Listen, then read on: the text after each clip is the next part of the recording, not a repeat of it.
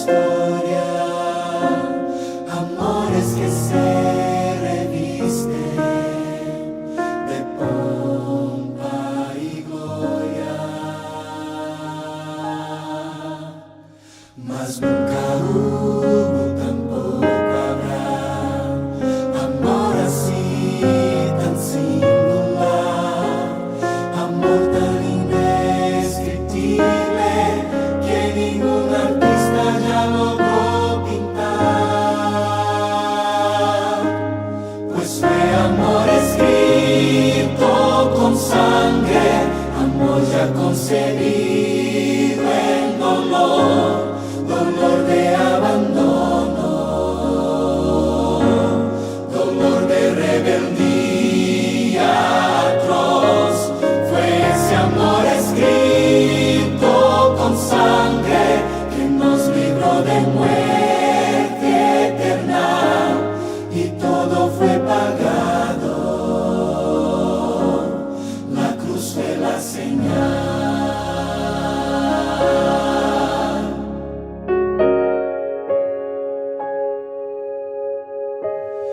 Ese amor que invita a todos, incluso a quienes se encuentran indignos por tanto fallar en la vida, por tantas heridas, por todo lo que han sufrido. Su fe se ha ido, pero ese amor puede sanar y al caído levantar. Jesús nos promete vida, con su muerte Él nos puede restaurar, pues fue amor escrito con sangre, amor ya concebido en dolor, dolor de abandono, dolor de rebeldía atroz. Fue ese amor escrito con sangre que nos libró de muerte eterna, y todo fue pagado, y todo fue pagado, y todo fue pagado. La cruz fue la señal.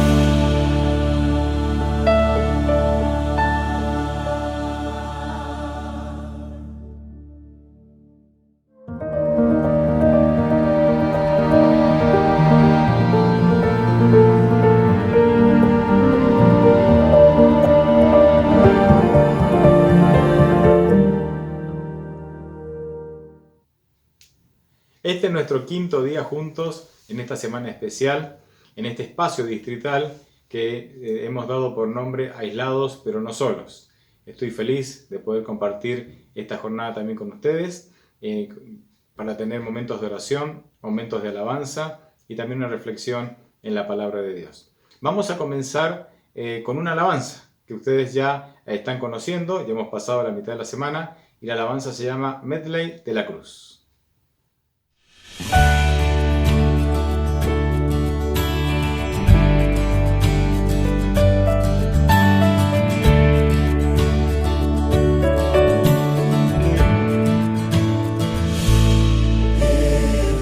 Perdido fui a mí, Jesús, Él vio mi condición.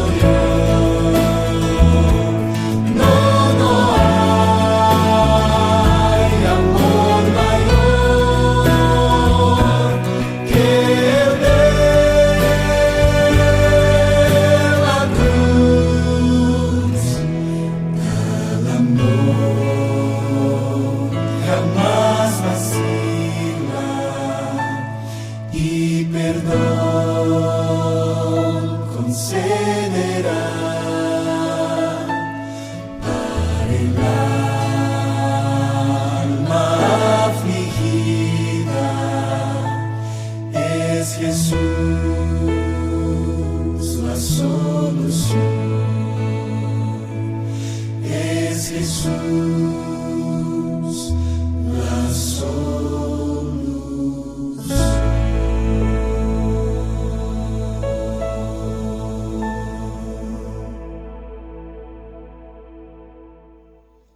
Muy bien, después de este hermoso canto, vamos a dedicar algunos momentos a orar, como hemos hecho en estos días anteriores. Voy a mencionar algunos motivos que se sumarán a los motivos que vos podés compartir también ahí donde estás. Y quiero comenzar mencionando que tenemos que orar por los 5 amigos que hemos anotado en nuestra tarjetita de oración. También por los motivos que corresponden a los 100 días de oración, este periodo especial que está transitando la Iglesia Adventista con el desafío de orar por diferentes motivos durante los 100 días. Y también por tus pedidos personales, que mentalmente los expresás cuando todos juntos oramos para elevar nuestras peticiones a Dios. De manera especial, hoy tenemos que orar por la iglesia de Villa Celina. Así que todas nuestras oraciones para la iglesia de Villa Celina, que tiene grandes desafíos, que tiene que avanzar con la construcción, que tiene que avanzar con el crecimiento de la obra, para que el Espíritu Santo esté con ellos, para que los ángeles los cuiden, los guarden, especialmente en este momento especial que estamos transitando como sociedad. Así es que así como estás, te invito a que puedas inclinar la cabeza, cerrar los ojos y acompañarme en oración. Padre Santo, gracias, porque podemos derramar nuestra alma a ti, como lo hizo Ana. Gracias porque estás junto a nosotros, porque nunca nos abandonas, porque aunque transitemos por dificultades, nos das aliento, nos das paz, nos das tu compañía, vemos tu interés por nosotros. Perdónanos porque a veces nos falta la fe y no alcanzamos a ver tu mano ayudadora, pero sabemos que estás ahí porque las promesas que nos has dejado dicen que siempre estarás con nosotros. Ten en cuenta, Señor, los pedidos que hoy hemos mencionado y aquellos pedidos que también han quedado en el corazón y que tú los conoces porque son personales. Contéstalos conforme a tu voluntad y te ruego especialmente por la iglesia de Villa Celina para que la fortalezcas, para que sigan avanzando con todos los desafíos que tienen que enfrentar. Y también, Señor, no puedo dejar de orar por la reflexión que vamos a compartir ahora, para que sea dirigida por ti y para que sea para gloria y honra de tu nombre. Todo esto, Señor, te lo pedimos sin merecerlo, en el nombre de Jesús. Amén. Estamos ahora en esta quinta jornada, en esta semana que, como dije hace un momento, se llama Aislados pero no solos. Y bueno, ya ustedes saben, la temática de toda la semana tiene que ver con algunos hechos históricos de la iglesia cristiana o hechos históricos de personajes bíblicos que tuvieron que pasar por periodos de aislamiento, de cuarentena. Y en esas vivencias que ellos tuvieron, vamos extrayendo reflexiones que pueden ser muy útiles para nuestros días. Dios te quiere encontrar donde estás. Esta idea es una constante bíblica. Dios siempre nos busca. Aun cuando huimos de Él, Él siempre nos busca. La iniciativa de la salvación siempre viene de Dios. Aun cuando nosotros sentimos el deseo de buscar a Dios, es Dios mismo el que ha puesto ese deseo en nosotros. La iniciativa siempre la tiene Dios. Así es que Él puede encontrarte donde quiera que estés y en cualquier situación en la cual estés viviendo, Él puede estar ahí para ayudarte. Dios vino al encuentro de Manoa y su esposa mientras trabajaban en el campo para contarles, para compartir con ellos el propósito que tenía con ese hijo que iban a tener. Dios vino al encuentro de Gedeón mientras trabajaba zarandeando trigo en un lagar donde se pisan uvas, ¿verdad? Escondido en el lagar de los asaltos y los robos de los madianitas. Dios vino al encuentro de la mujer samaritana, Jesús vino al encuentro de la mujer samaritana Al mediodía, en los momentos de más calor, ella salía a esa hora para no encontrarse con nadie, porque vivía su vida personal, era una vida convulsionada, no estaba haciendo las cosas bien, salía a esa hora para no encontrarse con nadie, pero Jesús quiso llegar ahí, a esa hora, para encontrarse con ella, porque Jesús quería salvarla. Dios vino al encuentro de Jonás, cuando en una actitud de rebeldía él intentaba huir de Dios y de sus planes. Pero Dios, lejos de sentirse ofendido porque su profeta no estaba haciendo caso a la orden que le había dado, lo fue a buscar porque quería salvarlo de su orgullo, salvarlo de su propia opinión que lo estaba llevando a la muerte. El Salmo 119 tiene un mensaje muy bonito para aquellos que de alguna manera se quieren alejar de Dios. Salmo 119 del 7 al 10 dice: ¿A dónde me iré de tu espíritu? ¿Y a dónde huiré de tu presencia? Si subiera a los cielos, allí estás tú. Y si en el Seol o en el sepulcro hiciera mi estrado, allí estás tú. Si tomara las alas del alba y habitara en el extremo del mar, aún allí me guiará tu mano, me sostendrá tu diestra. Me impresiona el versículo 10. ¿Por qué? Porque hasta el versículo 9 describe a una persona que quiere huir de la presencia de Dios. Pero el versículo 10 dice que aunque nosotros intentemos huir de la presencia de Dios, dice: allí tu mano me sostendrá y me guiará. ¿Por qué Dios quiere guiar al que huye de Él? ¿Por qué Dios quiere sostener al que huye de Él? ¿Por qué Dios te quiere encontrar? Porque Dios no se ha rendido. Tal vez vos ya te rendiste, tal vez vos ya no querés darle más una oportunidad a Dios, o no querés ni siquiera empezar a darle una oportunidad a Dios, pero Dios está ahí, Dios no te va a dejar. Dios está a la puerta llamando, como dice Apocalipsis 3. Y llamará, llamará, llamará hasta que tú decidas abrir la puerta. Él es insistente, Él es perseverante. Quiero ilustrar esta enseñanza, esta idea tan clara y tan linda en la Biblia, a través de una historia, la historia de un hijo de Dios. Y la historia es larga, yo la voy a resumir en unos pocos minutos. Vamos a comenzar diciendo que el nombre del protagonista de esta historia, vamos a poner un nombre ficticio por ahora. Por ahora vamos a poner un nombre ficticio. Vamos a suponer que se llama Marcelo, ¿sí? Marcelo, es un nombre ficticio, por ahora. Marcelo era un joven adolescente que estaba viviendo un periodo de rebeldía muy complicado en su vida. A muchos adolescentes les suele pasar esto, aunque a algunos adultos también. Bien, él era hijo de padres separados. Su padre era millonario, era un empresario que tenía mucho dinero, y su madre trabajaba en el ambiente artístico. Él vivía con su madre y él tenía serios problemas de conducta. Y uno de los grandes problemas que la familia no podía ya controlar era las continuas peleas, riñas y que él no podía durar un año en un colegio. No lograba, era muy difícil que él pudiera estar un año en el mismo colegio y constantemente había peleas y constantemente había riñas y finalmente él se tenía que retirar.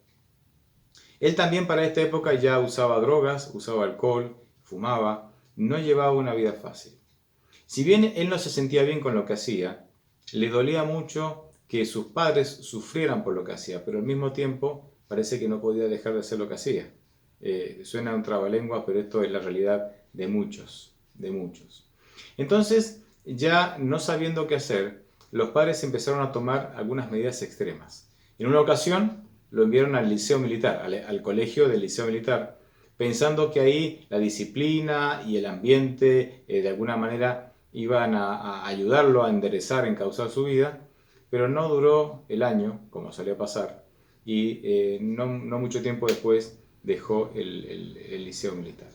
Él no es que salía con permiso, él sencillamente abandonaba el liceo o el colegio, se iba a vivir en las calles, viajaba a dedo, y hasta que los padres se enteraban de que ya no estaba ahí y bueno, y venía la búsqueda y todo empezaba otra vez, de cero. En otra ocasión fue llevado a un colegio en donde se vivía, un colegio con internado, donde ellos podían vivir en el mismo colegio, ¿sí? En un lugar muy alejado, de que de alguna manera eso prevenía que él pudiera estar cerca de ciudades, en donde visitara algunos sitios y se metiera en problemas. Pero junto con algún grupo de amigos o de conocidos ahí, que se habían formado ahí en el colegio, hicieron un túnel y saqueaban sistemáticamente los depósitos de comida del colegio. Esta actividad duró muchos meses, se proyectó muchos meses, y el colegio no podía... hay una frase interesante en la historia que dice: el candado cada vez era más grande, o sea, las cerraduras eran cada vez más grandes en la entrada, digamos, a los depósitos, pero igualmente, claro, ellos no entraban por la puerta, entraban por el túnel. Esto fue tal el daño que le hicieron que finalmente el colegio se declaró en quiebra y tuvo que cerrar. Así que tampoco terminó ese año en el colegio. En una medida realmente extrema, en una ocasión, el padre lo invitó a que cursara en un transatlántico escuela, ¿sí? Entonces, parecía tentadora la oferta. Aparentemente iba a ser una vida bastante holgada ahí, donde iba a haber diversión y otras cosas. Sin embargo, cuando subió y zarparon, se encontró con que la disciplina dentro del barco era bastante rigurosa y que el barco funcionaba básicamente no con personal propio, no con tripulación propia, sino que el barco funcionaba con el trabajo y la asistencia de los alumnos. Así que los alumnos tenían que trabajar para que digamos, el barco funcionara, ¿sí? Para que todos los servicios del barco funcionaran, y estudiar. O sea, no era lo que le habían prometido. Finalmente, él, digamos, se declaró como en huelga y dejó de ir a los turnos, dejó de trabajar, dejó de colaborar. El capitán no sabía qué hacer porque esto generaba una sublevación en el resto de los alumnos e incluso en la tripulación. ¿Por qué Marcelo no hace nada y la pasa bien y todos tenemos que hacerlo?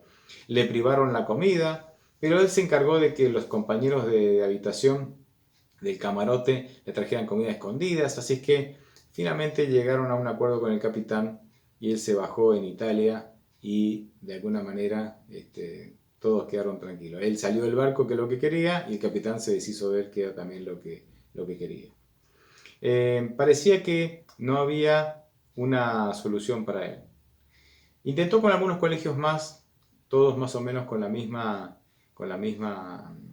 resultado, hasta que finalmente se dedicó a vagar. El padre le dijo: bueno, si no vas a estudiar, si esta es tu actitud, ya no puedes estar acá en casa, y con mucho dolor lo despidió y él salió. Él tenía apenas 16 años. 16 años. Así que él viajaba, a veces solo, a veces con un amigo, y viajaba, pedía que a los camiones que los llevaran, iban de un lado a otro, trataban de conseguir dinero de un lado a otro. Terminó viviendo en algunos edificios abandonados, muchas veces en la calle. Empezó a delinquir, robaba, ¿sí? Y vendía las cosas robadas para conseguir dinero para sus vicios y para sobrevivir. Muchas veces fue encarcelado porque fue o bien atrapado por la policía consumiendo drogas o en alguna actividad delictiva. En un intento, digamos, un último intento, una vez que fue encarcelado, vino a buscarlo un tío y se lo llevó a su casa, pero su conducta era tan terrible que hasta el tío le tuvo que decir: bueno, te vas a tener que retirar porque realmente has revolucionado esta casa, nos haces daño a todos. Él entonces, cansado de meterse de problema tras problema, tras problema, estando acampando con un amigo en las montañas, conoció una familia de hippies. Y él los observó, les llamó la atención, que venían hacia el pueblo y que después del pueblo subían hacia la montaña. Entonces él les preguntó, ¿dónde van? Y a nuestra casa. ¿Dónde viven ustedes? En la montaña. ¿Y puedo acompañarlos? Claro que sí. Si no, no hay problema. Así que él los acompañó y se internaron montaña adentro durante 2 horas y media caminando, ¿sí? O sea, no era cerca. Y hasta que al anochecer llegaron y descubrió que esta familia vivía en una cueva. Y no solamente eso, esta familia tenía más de una cueva. Tenía como una cueva para el invierno, donde era más, digamos, era más el refugio, donde tenían más, era más calentita, y unas cuevas de verano, donde eran más frescas, ¿no? Y él descubre, y él quedó impresionado, y él dijo, yo tengo que tener esta experiencia. Estuvo solamente con ellos hasta el día siguiente, volvió porque su amigo lo estaba esperando, y después de algunas idas y venidas, de intentar terminar en ese último colegio donde había empezado, él decide finalmente que quiere vivir en una cueva. Así es que algún tiempo después vuelve al lugar y se mete a la montaña y encuentra una cueva. La cueva que para él era el lugar perfecto, el lugar perfecto. Así que comienza a acomodar, ¿sí? El techo de la cueva estaba tiznado de negro, evidencia de que había gente que había hecho fuego, no sé si vivido, pero que por lo menos había usado la cueva. Y ahí, lejos de la civilización, él pensaba que no iba a tener ya más problemas, iba a tener una vida tranquila. La realidad es que sí, que tuvo una vida más tranquila. El asunto es que él fue formando con maderas y con piedras algunos muebles. Había un sector de la cueva que era más bajita y era para él el lugar perfecto para dormir. Pero apenas llegó a la cueva, en una saliente que estaba dentro de la misma cueva, encontró un bulto y cuando miró era una Biblia muy antigua, negra, totalmente cubierta de polvo, evidencia de que hacía mucho tiempo que estaba ahí. Él tomó la Biblia, sopló el polvo que estaba arriba y pensó, bueno, evidentemente alguien quiso encontrar a Dios, pero no lo hizo porque dejó la Biblia acá.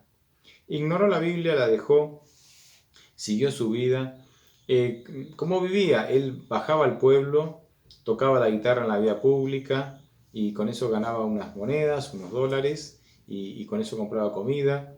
También revisaba los tachos de basura de las verdulerías y de otros negocios y entonces de esa manera recogía algo de comida también. Y así, una vida sencilla, sin mayores obligaciones. Eh, Obviamente no lavaba su ropa. Él en la cueva solía vivir sin ropa porque tampoco tenía mucha y además se había acostumbrado a hacerlo así y así vivía.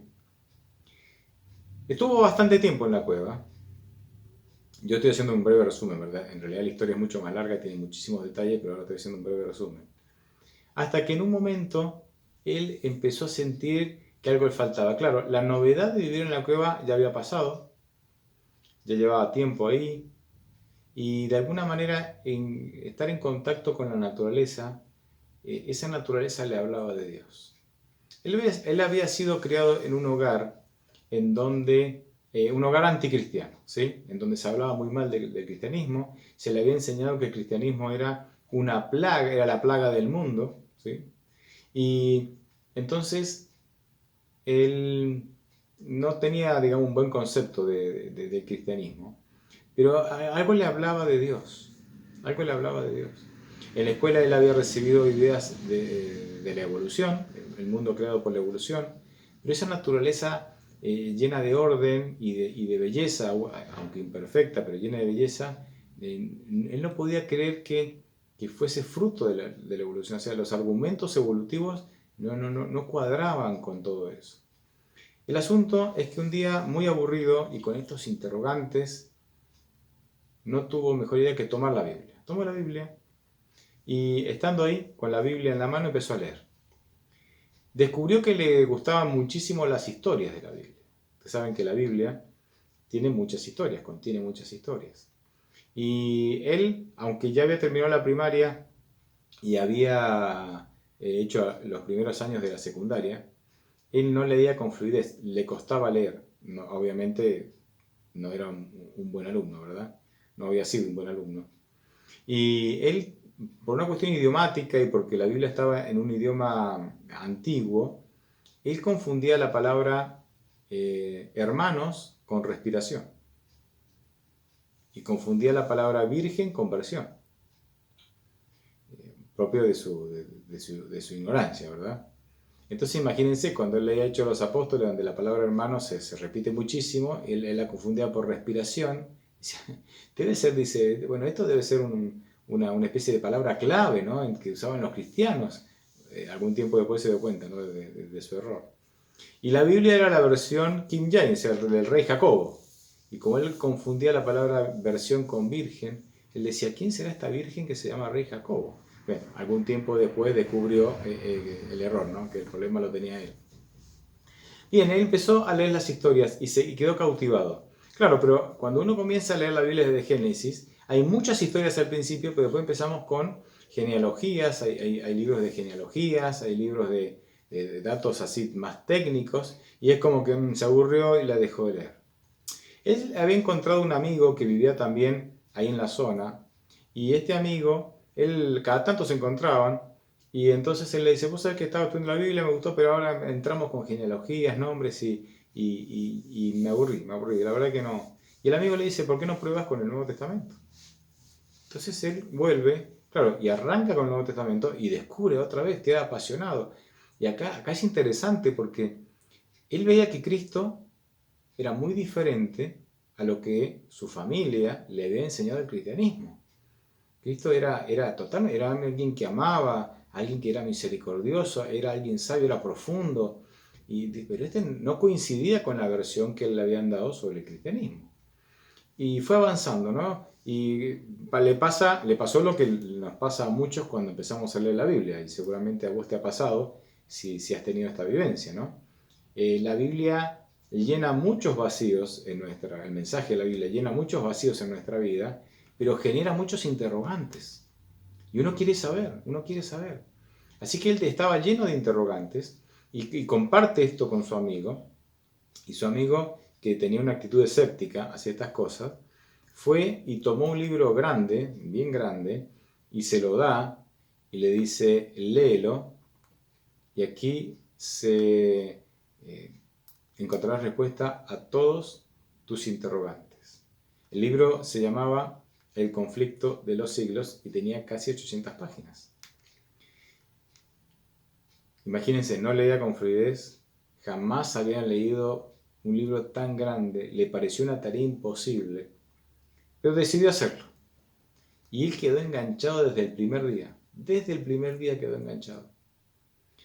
Y fue leyendo y leyendo y leyendo, pasaron semanas, hasta que finalmente terminó de leer. Y él estaba feliz, no solamente porque por primera vez en su vida había leído un libro de 800 páginas, cosa que él jamás se había imaginado que iba a poder leer, sino por la coherencia que ese libro tenía con la Biblia y por las respuestas que había logrado obtener. Así que él le dice al amigo, ¿tienes más libros como estos? Sí, tengo. ¿Y de dónde sacas estos libros? Mi papá me los manda. Yo no los leo, pero mi papá me los manda. Y él va leyendo libro tras libro, y un día le dice, él va compartiendo esto con su amigo, y claro, pero él ve que su amigo no vibra con él, como él, aunque el amigo tiene una biblioteca ahí con muchísima información, con información que a él le estaba haciendo muy bien. Y tú dices, pero ¿por qué tu papá te manda estos libros? O sea, ¿cómo es la historia? Y entonces le dice, yo me crié en un hogar cristiano, con la Biblia y con todos estos libros. Pero, ¿tú conocías esto de chico? ¿Sí? ¿Y qué pasó? No. O sea, su amigo estaba pasando por un momento en donde se había de alguna manera aislado de Dios, ¿sí? Retirado.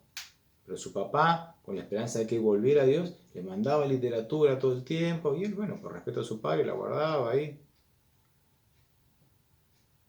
El asunto es que Marcelo, nuestro protagonista, decide empezar a asistir a alguna iglesia cristiana. Él nunca había asistido.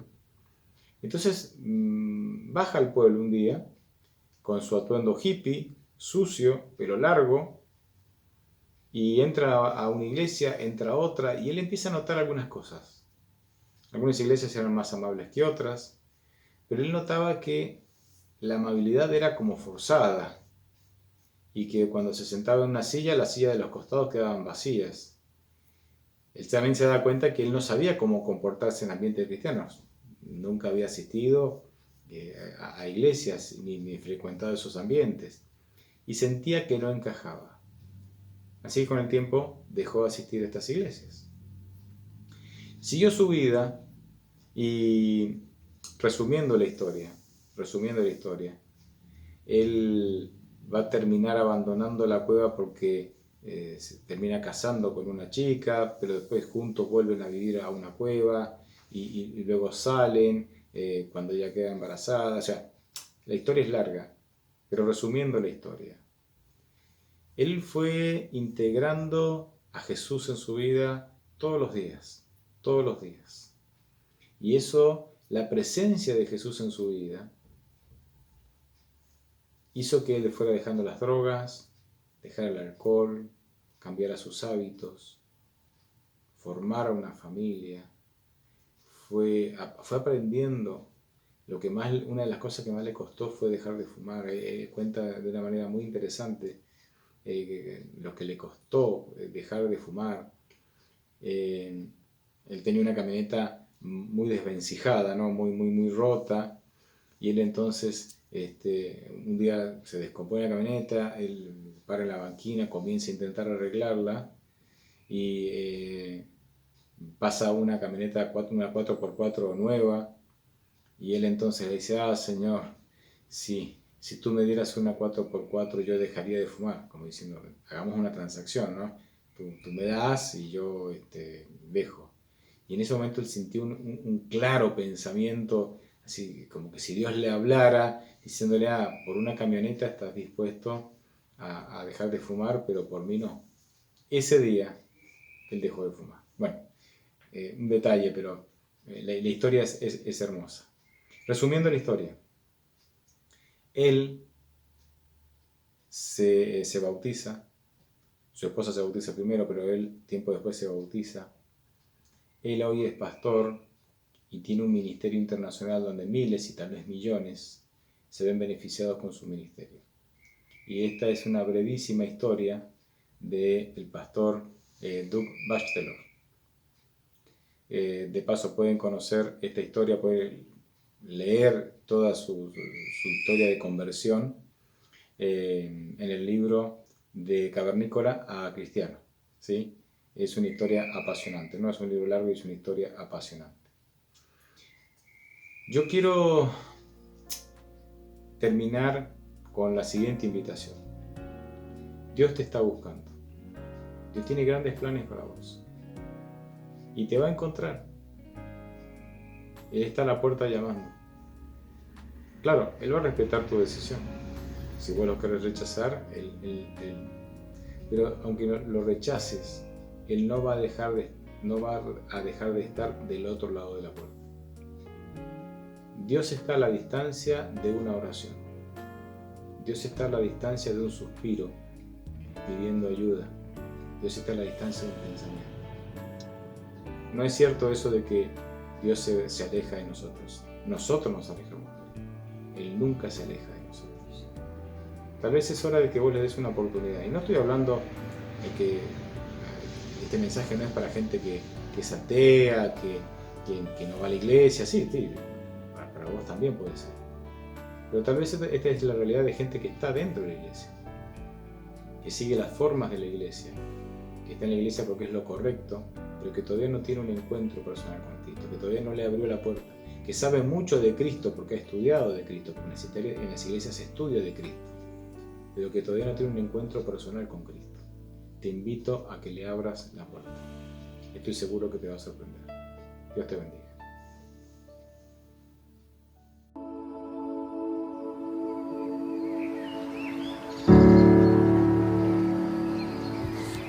¿Y ahora qué hacemos? Che, ¿salimos una carrera hasta el puente? Nada, malísimo, siempre gana Alan. Igual no hay que hacer una carrera, vamos hasta el puente y vamos a ver si cruzamos todo eso. Dale, buenísimo. Yo no sé si me voy a animar. Dale, te vas a dar cuenta que del otro lado las cosas se ven diferentes. Está buenísimo. Re valiente, Ancha, mira, ¿cómo sois? Te vas a dar cuenta que con cada paso te vas a ir tranquilizando más.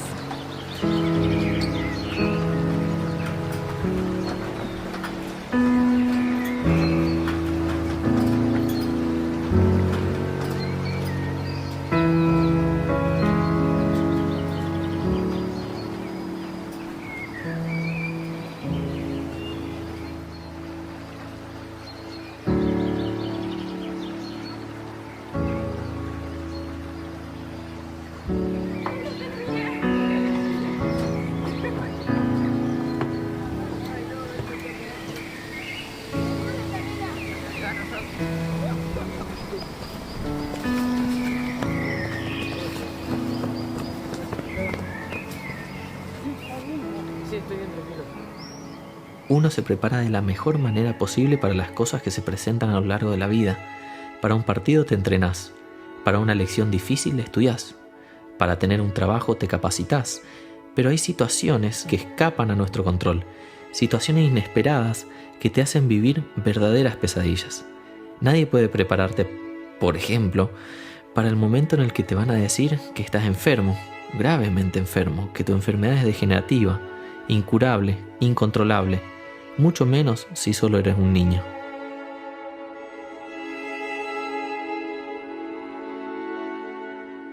Desde que estamos juntos, lo decidimos para todas las circunstancias, para las tantas cosas buenas que vivimos, como en las pruebas más duras.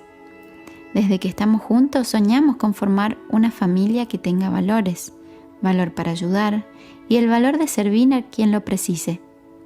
Y nuestra pequeña Maya lo comprendió desde temprano. Uno puede prepararse de la mejor manera posible para los problemas que se presentarán a lo largo de la vida.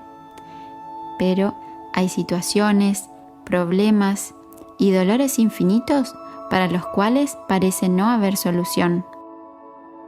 Y es en esos momentos donde aparece la respuesta, donde se fortalece nuestra esperanza. Eso es todo. Ahora rompemos el huevito. Riquísimo. Un poquito más de harina. O sea, ella era muy colaboradora, era bastante obediente, entonces era una tarea fácil, por así decirlo, ¿no? O sea, después cuando vinieron Tom y Lara, los mellis, ella nos ayudaba un montón.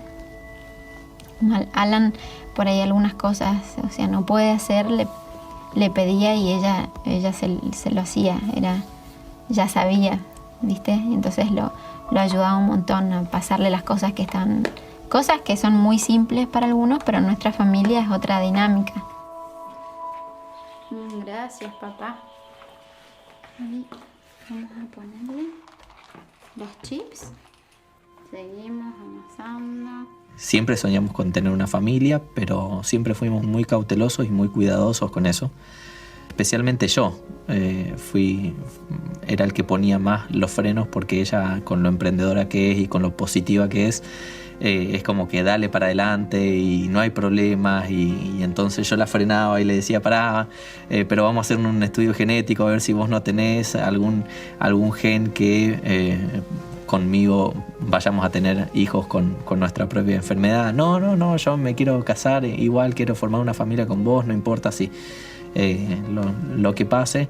Sabíamos que íbamos a poder tener hijos portadores de atrofia muscular, pero no enfermos de atrofia muscular.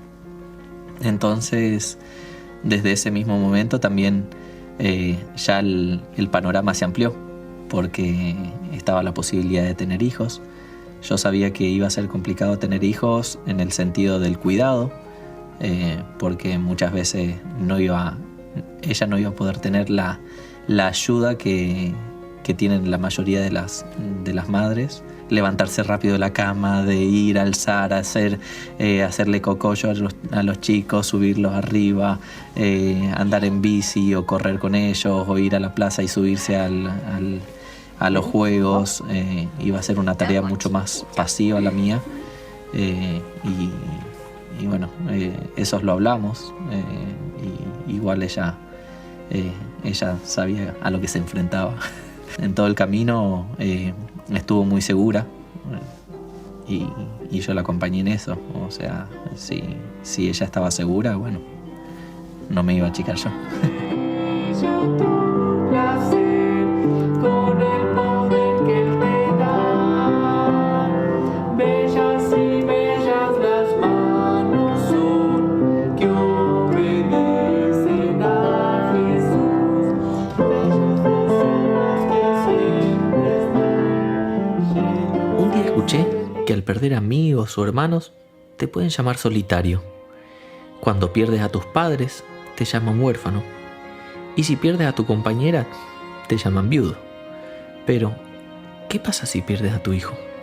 Eso no tiene nombre.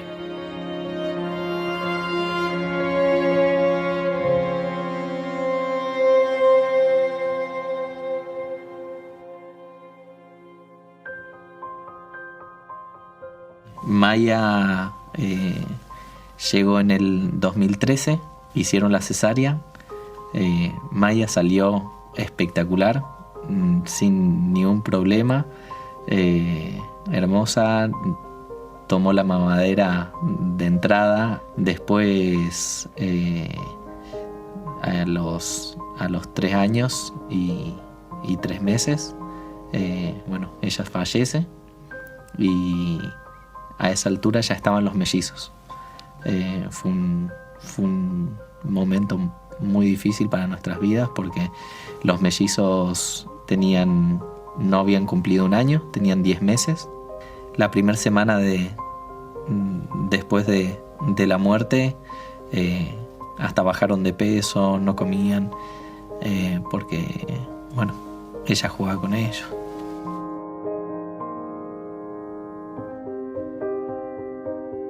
Desde ese día que ella falleció, yo le pedí al Señor que Él haga el milagro en mi vida, porque no es fácil, no te sale. O sea, es sobrenatural. Seguir adelante, aguantar, y más con otros niños a cargo, y ver una madre que siga sonriendo y sigue haciendo no quería que ellos vean una madre triste, deprimida, y entonces dije, no, yo no quiero eso para mis hijos. Y la esperanza para mí es lo que me ayuda a seguir cada día. O sea, sin esa esperanza sería muy difícil. El tener esperanza en que algo nuevo vendrá, en que no me va a costar pararme de esta silla, no me va a costar caminar, no me va a caer, y voy a tener a mis hijos todos sanos. Elena de Guade habla que cuando venga Jesús, los niños que murieron antes de tiempo se despertarán y los ángeles los llevarán a los brazos de sus madres. Yo quiero ver a Maya en los brazos de Nati. Va a ser hermoso. Y también Tommy, Lari y Ivy, que la puedan conocer a su hermanita. Ese día cuando ya no haya más lágrimas, más dolor, más enfermedad. Sí, para nosotros como familia y para todas las familias. Va a ser un momento hermoso.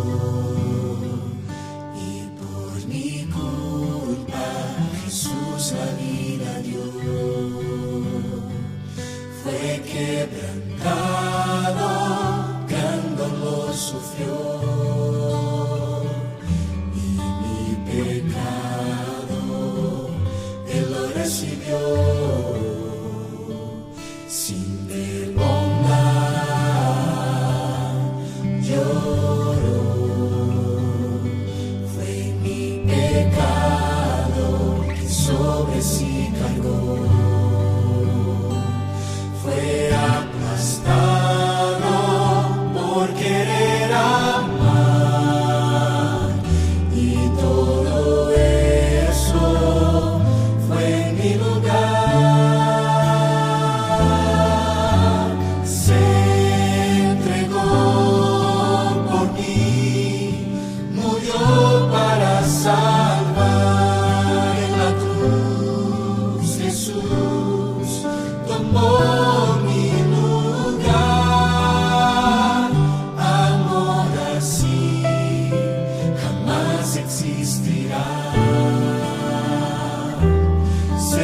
entregó solo por salvar. Mi Jesús murió, Cordero de Dios, Señor de la cruz, eternamente Rey. Amor así jamás existirá. Tuvo por sí